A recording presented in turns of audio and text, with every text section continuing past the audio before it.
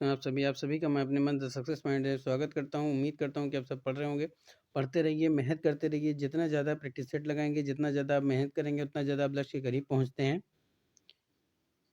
और फटाफट से इस वीडियो को ज़्यादा से ज़्यादा शेयर कर दें। जैसा कि आप जानते हैं कि अर्थशास्त्र यानी भारतीय अर्थव्यवस्था पे हमारा अध्ययन चल रहा है। 75 क्वेश्चनों तक हमारा डिस्कशन हो गया है। आज हम उसके आगे का डिस्कशन करेंगे। बहुत ही शानदार सेशन होने वाला है। ये महत्वपूर्ण प्रश्न किसी भी एग्ज़ाम के लिए बहुत ही महत्वपूर्ण है। शुरू करने से पहले गुजारिश है कि इसको ज़्यादा से ज़्यादा शेयर करें, ज़्यादा से ज़्यादा लाइक करें। वीडियो आपको कैसी लगती है कमेंट में ज़रूर बताएं। जो मेरे चैनल पर नए विजिटर हैं उनसे भी गुजारिश है कि अगर वो नए विजिटर हैं तो फटाफट से इसको सब्सक्राइब करें, बेल आइकन ऑन कर दें ताकि उनको नोटिफिकेशन मिलती रहे। चलिए शुरू करते हैं आज का शानदार सेशन, शानदार प्रश्नों के साथ। चलिए पहला प्रश्न है, निम्नलिखित में से प्राइमरी मार्केट से फंड प्राप्त करने के साधन है पब्लिक मार्केट, निजी मार्केट, राइट मार्केट, इनमें सभी। तो जो प्राइमरी मार्केट होती है उस से फंड प्राप्त करने के जो साधन आते हैं वो दोस्तों कौन कौन से आते हैं? पब्लिक इश्यू, निजी आवंटन, राइट इश्यू और बोनस शेयर। लेकिन यहाँ पे क्वेश्चन क्या पूछ रहा है कि प्राइमरी मार्केट से फंड प्राप्त करने के जो साधन हैं वो कौन कौन से हैं दोस्तों?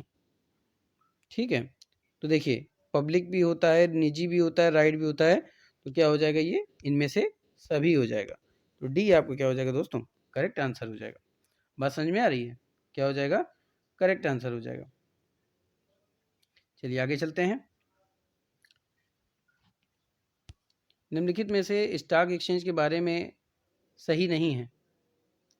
एशिया में पहले स्टॉक एक्सचेंज के रूप में बॉम्बे स्टॉक एक्सचेंज की स्थापना 1978 में हुई थी, सॉरी 1878 में की गई थी। अगला है, द्वितीयक बाजार में प्रतिभूति का क्रय विक्रय पूंजी निर्माण नहीं करता, बल्कि मार्केट में विक्रय के लिए आए हुए अंश पत्रों तथा ऋण पत्रों को तरलता तथा विनिमय क्षमता प्रदान करता है। विश्व में पहले स्टॉक एक्सचेंज की स्थापना नीदरलैंड के एम्स्टर्डम में 1602 ईस्वी में हुई थी। उपर्युक्त में से कोई नहीं। तो स्टॉक एक्सचेंज के बारे में जो सही नहीं है वो कौन सा है दोस्तों? एशिया में पहले स्टॉक एक्सचेंज के रूप में बॉम्बे स्टॉक एक्सचेंज की स्थापना 1878 में हुई थी। ये आपका क्या है आंसर? आपका गलत है दोस्तों। बात समझ में आ रही है? ये आपका क्या है? गलत है। बॉम्बे स्टॉक एक्सचेंज की बात हो रही है, ठीक है। बाकी विश्व में पहले स्टॉक एक्सचेंज की हम बात करें तो नीदरलैंड में ही एम्स्टर्डम में इसकी स्थापना की गई थी 1602 ईस्वी में दोस्तों, ठीक है। बात समझ में आ रही है? चलिए आगे चलते हैं।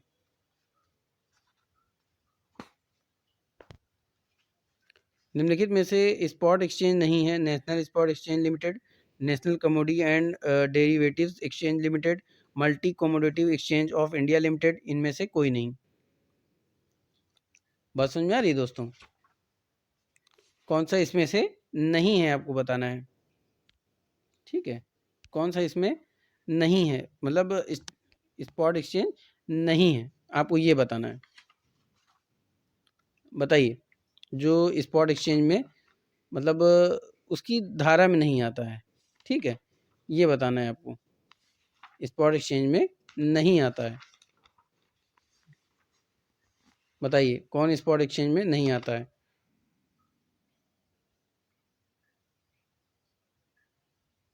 तो जो नहीं आता है वो आपका क्या हो जाएगा?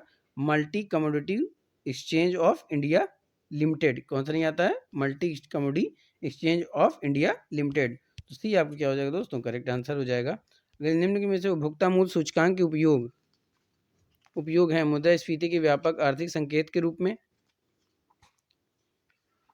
मतलब उपयोग किए जाते हैं, ठीक है। सरकारी तथा केंद्रीय बैंकों द्वारा मुद्रास्फीति के नियंत्रण तथा कीमत स्थिरता निगरानी के लिए एक उपकरण के रूप में कर्मचारियों के महंगाई भत्ता निर्धारण में, इनमें से सभी। तो उपभोक्ता मूल्य सूचकांक का उपयोग की अगर हम बात करें तो ये सभी आता है दोस्तों, ठीक है। ये सभी आता है। तो डी आपका क्या हो जाएगा? करेक्ट आंसर हो जाएगा। आगे चलते हैं। निम्नलिखित में से सही कथन है, आवास मूल्य सूचकांक का उद्देश्य आवासीय संपत्तियों की कीमतों में उतार चढ़ाव को देखना है। आवास मूल्य सूचकांक को नेशनल आवास बैंक द्वारा तैयार किया जाता है। आवास मूल्य सूचकांक को NHB रेसिडेक्स भी कहा जाता है। उपर्युक्त में से सभी। तो अगर हम आवास मूल्य सूचकांक की बात करते हैं तो ये तीनों ही कथन सही है, इसलिए क्या हो जाएगा, उपयुक्त डी हो जाएगा दोस्तों। तो डी आपका क्या हो जाएगा, करेक्ट आंसर हो जाएगा फॉर दिस क्वेश्चन। आगे चलते हैं। स्टेगफ्लेशन के बारे में सत्य कथन बताना है। ठीक है, स्टेगफ्लेशन क्या होता है? अगर हम स्टेगफ्लेशन की बात करते हैं दोस्तों, तो स्टेगफ्लेशन क्या है ये बताना है हमको। बात समझ में आ रही है? क्या बताना है? स्टेगफ्लेशन क्या होता है ये भी हमको बताना है। चलिए, स्टेगफ्लेशन की बात करते हैं तो ऐसी स्थिति जिनमें स्फीति तथा मंदी दोनों ही स्थितियां साथ साथ बनी रहती हैं स्टेगफ्लेशन कहलाती हैं। धीमी आर्थिक विकास, अपेक्षाकृत उच्च बेरोजगारी की स्थिति, मुद्रास्फीति तथा सकल घरेलू उत्पाद में गिरावट, अर्थव्यवस्था में स्टैगफ्लेशन की स्थिति उत्पन्न होती है। ये दोनों बात सही है, इनमें से कोई नहीं। तो ये दोनों ही बातें स्टैगफ्लेशन के बारे में दोस्तों सही हैं। तो सी आपको क्या हो जाएगा, करेक्ट आंसर हो जाएगा। चलते हैं, निम्नलिखित में से कौन सा सही सुमेलित नहीं है? महिला समृद्धि योजना 1993, महिला स्वास्थ्य योजना 1998, महिला साम्राज्य योजना 1989 और राष्ट्रीय पोषाहार मिशन योजना 2003। तो इनमें से बताना है कि कौन सुमेलित नहीं है दोस्तों। बात समझ आ रही है? तो देखिए, महिला समृद्धि योजना की स्थापना जो हुई थी वो 1993 में हुई थी, सही है ये। महिला स्वास्थ्य योजना की स्थापना 1998 में हुई थी, ये भी सही है। महिला साम्राज्य योजना की स्थापना 1989 में हुई थी, ये भी सही है। राष्ट्रीय पोषाहार मिशन की स्थापना 2018 में हुई थी, लेकिन यहाँ पे क्या दिया हुआ है दोस्तों, 2003 में दिया हुआ है, तो इसकी स्थापना 2018 में हुई थी। यही पूछा है, सही सुमेलित नहीं, तो डी आपका क्या हो जाएगा, करेक्ट आंसर हो जाएगा। और साथ में नोट कर लीजिए कि राष्ट्रीय पोषाहार मिशन योजना की स्थापना कब हुई थी? ये हुई थी दोस्तों 2018 में। चलिए आगे चलते हैं। भारत की राष्ट्रीय अर्थव्यवस्था का सबसे बड़ा स्रोत क्या है? सेवा क्षेत्र, कृषि क्षेत्र, औद्योगिक क्षेत्र, व्यापार क्षेत्र। तो देखिए, परसेंटेज के हिसाब से अगर देखा जाए तो सबसे ज़्यादा क्षेत्र किसका माना जाता है? सेवा का माना जाता है दोस्तों। तो ये आपका क्या हो जाएगा, करेक्ट आंसर हो जाएगा। आगे चलते हैं। भारत में जिन व्यवसायों का विनियोग 1 करोड़ रुपए तक तथा कारोबार 5 करोड़ रुपए तक है, उन्हें जाना जाता है छोटे उद्यम, लघु उद्यम, सूक्ष्म उद्यम और मध्यम उद्यम। तो जिनका विनियोग 1 करोड़ रुपए तथा कारोबार 5 करोड़ रुपए तक का है, वो जाना जाता है सूक्ष्म उद्योग। ठीक है, क्या जाना जाता है? सूक्ष्म उद्यम के रूप में। तो सी आपका क्या हो जाएगा दोस्तों, करेक्ट हो जाएगा। अगला है, भारत के कृषि उत्पादन व्यापार व खनिज बिल 2020 में से निम्न में से किसका उल्लेख नहीं किया गया है? आवश्यक वस्तुएं, संविदा कृषि, न्यूनतम संवर्धन मूल्य, कृषि उत्पादन विवरण समितियां। तो भारत के कृषि उत्पादन व्यापार में खनिज बिल जो था 2020 जो पेश किया गया था, उसमें जिस बारे में उल्लेख नहीं किया गया था वो था न्यूनतम संवर्धन मूल्य। ठीक है, तो सी आपका क्या हो जाएगा, करेक्ट आंसर हो जाएगा। ये दोस्तों संवर्धन लिखा है, इसको समर्थन कर लीजिए। ठीक है, इसको समर्थन कर लीजिए, ये आपका समर्थन मूल्य है। चलिए आगे चलते हैं। तो ये क्या हो जाएगा, न्यूनतम संवर्धन मूल्य, यही आपका क्या हो जाएगा, करेक्ट आंसर हो जाएगा फॉर दिस क्वेश्चन। अगला है, निम्नलिखित में से कौन सही सुमेलित नहीं है? कंपनी अधिनियम 2013, भारतीय संविदा अधिनियम 1870, साझेदारी अधिनियम 1932, वस्तु विक्रय अधिनियम 1930। तो अगर कंपनी अधिनियम की हम बात करते हैं तो भारतीय, ठीक है, कौन सही सुमेलित नहीं पूछा है, तो कंपनी अधिनियम की स्थापना 2013 में हुई थी, सही है।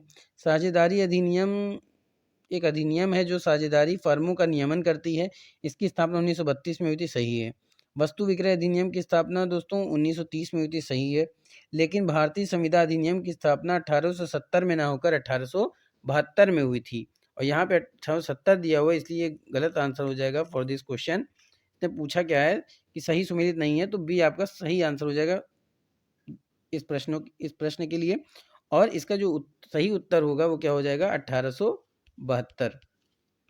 चलिए आगे चलते हैं। भारतीय अर्थव्यवस्था है मिश्रित अर्थव्यवस्था, समाजवादी अर्थव्यवस्था, पूंजीवादी अर्थव्यवस्था, गांधीवादी समाजवादी अर्थव्यवस्था। तो भारतीय अर्थव्यवस्था जो है दोस्तों, वो कैसी अर्थव्यवस्था है, वो कैसी है, मिश्रित अर्थव्यवस्था है। तो ये आपका क्या हो जाएगा, करेक्ट आंसर हो जाएगा। चलिए आगे चलते हैं।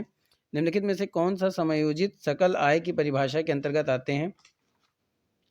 ब्याज आय, लाभांश, विदेशी मुद्रा आय। बात समझ में आ रही दोस्तों? लाभांश, विदेशी मुद्रा आय। चलिए,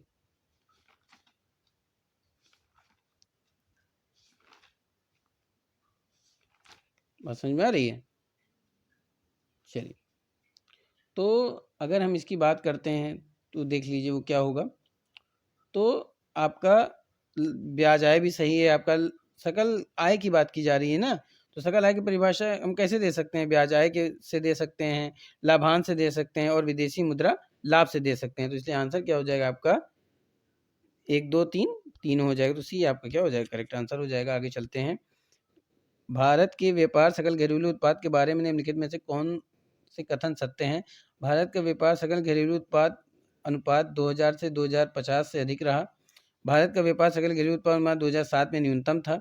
भारत का व्यापार सकल घरेलू उत्पाद अनुपात वर्ष 2019 में 46.02% था। भारत का व्यापार सकल घरेलू उत्पाद वर्ष 2018 से लगभग 3.4% कम था दोस्तों। तो इसमें कौन सा कथन सत्य है? तो वो क्या हो जाएगा कि भारत का सकल घरेलू उत्पादन वर्ष 2018 से लगभग 3.4% कम था। तो क्या हो जाएगा? डी आपका क्या हो जाएगा दोस्तों? करेक्ट आंसर हो जाएगा। चलिए आगे चलते हैं। भारतीय लघु उद्योग विकास बैंक का मुख्यालय कहाँ स्थित है? गाजियाबाद, लखनऊ, कानपुर, नई दिल्ली। तो भारतीय लघु उद्योग विकास बैंक, जिसको सिडबी के नाम से जाना जाता है दोस्तों, इसका मुख्यालय कहाँ है? लखनऊ में। तो बी आपका क्या हो जाएगा? करेक्ट आंसर हो जाएगा। आगे चलते हैं। मौद्रिक नीति क्या है? राजकोषीय नीति के विपरीत है, राजकोषीय नीति के पूरक है, मंदी के दौरान अधिक प्रभावी है, प्रभावी मांग को नियंत्रित करने का एक प्रत्यक्ष उपाय है। तो मौद्रिक नीति की अगर हम बात करते हैं दोस्तों, ये क्या है? प्रभावी मांग को नियंत्रित करने हेतु प्रत्यक्ष उपाय माना जाता है ये। तो डी आपका क्या हो जाएगा? करेक्ट आंसर हो जाएगा। आगे चलते हैं। मुद्रास्फीति अर्थव्यवस्था के निम्नलिखित वर्ग के लिए लाभकारी है? लेनदार, बॉन्ड एवं प्रतिभूतियों में निवेशक, देनदार या उपभोक्ता। बात समझ में आ रही है दोस्तों? तो आपको बताना है कि इसमें से मुद्रास्फीति अर्थव्यवस्था निम्नलिखित वर्ग के लिए लाभकारी है, वो मतलब किसके लिए लाभकारी है ये बताना है। ठीक है, चलिए बताइए किसके लिए लाभकारी है? लेनदार, बॉन्ड एवं प्रतिभूतियों में निवेशक, देनदार, उपभोक्ता।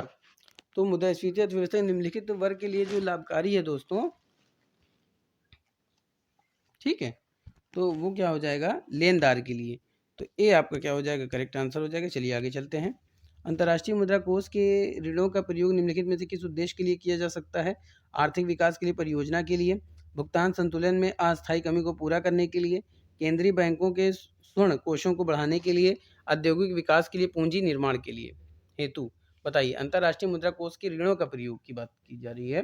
तो क्या हो जाएगा दोस्तों कि भुगतान संतुलन में अस्थायी कमी को पूरा करने के लिए, ठीक है, इसका क्या किया गया था? मुद्रा कोष के ऋणों का उपयोग किया गया था। ठीक है, या किया जाता है। तो क्या हो जाएगा? अस्थायी कमी को पूरा करने के लिए। तो बी आपको क्या हो जाएगा? करेक्ट आंसर हो जाएगा।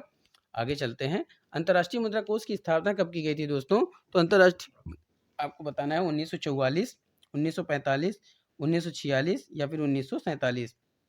तो अंतर्राष्ट्रीय मुद्रा कोष की स्थापना जो की गई थी, यानी आईएमएफ की स्थापना कब की गई थी दोस्तों? तो ये की गई थी 1945 में।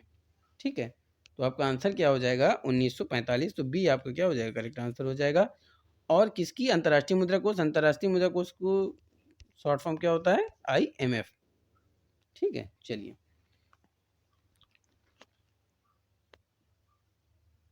इंटरनेशनल म्यूचुअल फंड, ठीक है, या मनी भी कह सकते हैं आप। ठीक है, चलिए आगे चलते हैं। हरित बॉन्ड के संबंध में निम्न में कौन सा कथन सत्य नहीं है? हरित बॉन्ड निवेश केवल जलवायु मित्र परियोजना में होता है। हरित बॉन्डों को सर्वप्रथम 2007 में यूरोपियन निवेश कोष ने जारी किया था। हरित बॉन्ड वित्त बाजार नवाचार है। हरित बॉन्ड स्थिर ब्याज प्रतिफल की अल्पकालिक परिपक्वता निवेश है। तो हरित बॉन्ड के संबंध में कौन सा कथन सत्य नहीं है दोस्तों? तो ये आपको बताना है। ठीक है, बात समझ में आ रही है? चलिए बताते हैं।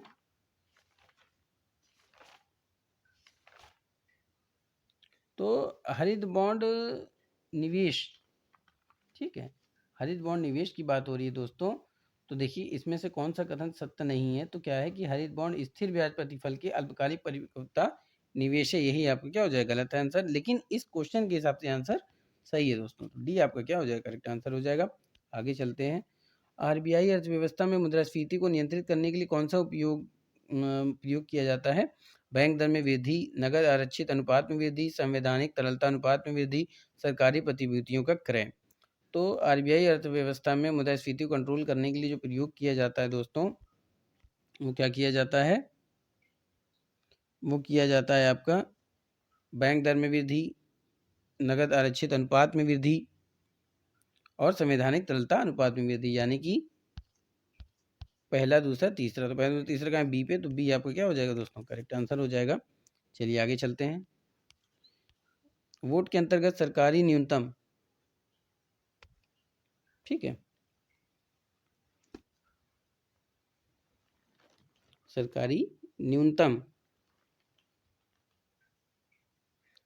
समर्थन मूल्य एवं बाजार मूल्य के अंतर जब सीधे किसानों को भुगतान किया जाता है तो उसे क्या कहा जाता है? आपको ये बताना है। नीला बॉक्स सहायिका,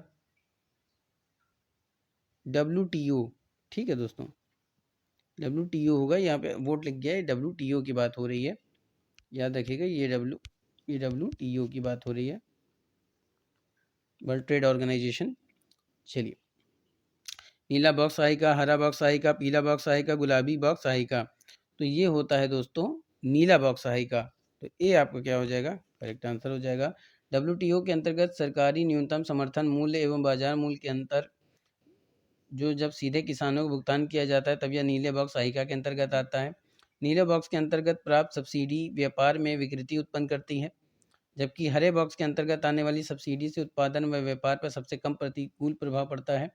हरे बॉक्स के अंतर्गत पर्यावरण संरक्षण कार्यक्रम, स्थानीय विकास कार्यक्रम, अनुसंधान इत्यादि हेतु सरकार सब्सिडी प्रदान करती है। चलिए आगे चलते हैं।